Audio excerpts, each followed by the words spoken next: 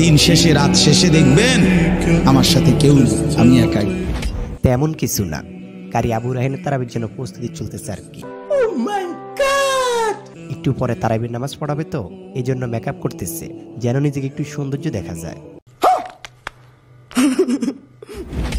ভিডিওতে আপনারা দেখতে পাচ্ছেন কারি আবু রায়হানকে কি সুন্দর করে মেকআপ করে দিচ্ছে। তারাবির নামাজ পড়ানোর জন্য যে এভাবে মেকআপ করতে হয়, হয়তো এই ভিডিওটা না দেখলে জানতেই পারতাম না। দিন শেষে রাত শেষে দেখবেন আমার সাথে কেউ নেই। গত কয়েকদিন যাবৎ সোশ্যাল মিডিয়ায় এই ভিডিওটা নিয়ে অনেকেই কারি আবু রায়হানকে নিয়ে অনেক ধরনের কথা বলতেছে, অনেকে তাকে নিয়ে সমালোচনা করতেছে। আর সমালোচনা করবে না বা কেন?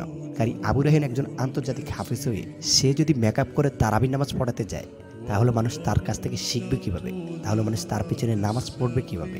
তাহলে মানুষ তাকে নিয়ে মজা করবে না বা কেন?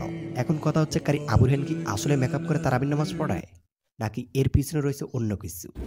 আমরা যারা কারি আবু রায়হানকে নিয়ে সমালোচনা করতেছি, আমরা প্রত্যেকেই জানি কারি আবু রায়হান বাংলাদেশের একজন জনপ্রিয় ইসলামিক সঙ্গীত শিল্পীও বটে। এখন হয়তো আপনি এটাও জেনে থাকবেন, যদি কোনো একটা গজলের শ্যুট হয়ে থাকে, তাহলে শিল্পীদেরকে মেকআপ করানো হয় যেন ভিডিওতে তাদেরকে একটু দেখতে সৌন্দর্য লাগে, তাদেরকে দেখতে স্মার্ট লাগে। কারি আবু রায়হানের এই ভিডিওটা হচ্ছে তার একটা গজলের শ্যুটের ভিডিও, বাট একদল অসাধু লোক ভিউ ব্যবসা করার জন্য এই ভিডিওটাকে তারাবির নামাজের জন্য মেকআপ করতেছে বলে চালিয়ে দিয়েছে। যদিও অলরেডি কারি আবু রায়হান তার ফেসবুক পেজে এই বিষয়টা নিয়ে লম্বা একটা স্ট্যাটাস দিয়ে জানিয়ে দিয়েছে। আপনি যদি আমার এই ভিডিওটা দেখার পরও এই বিষয়টা না বুঝতে পারেন, তাহলে আপনি কারি আবু রায়হানের ফেসবুক পেজের স্ট্যাটাসের দিকে তাকালে সম্পূর্ণ বিষয়টা বুঝতে পারবেন।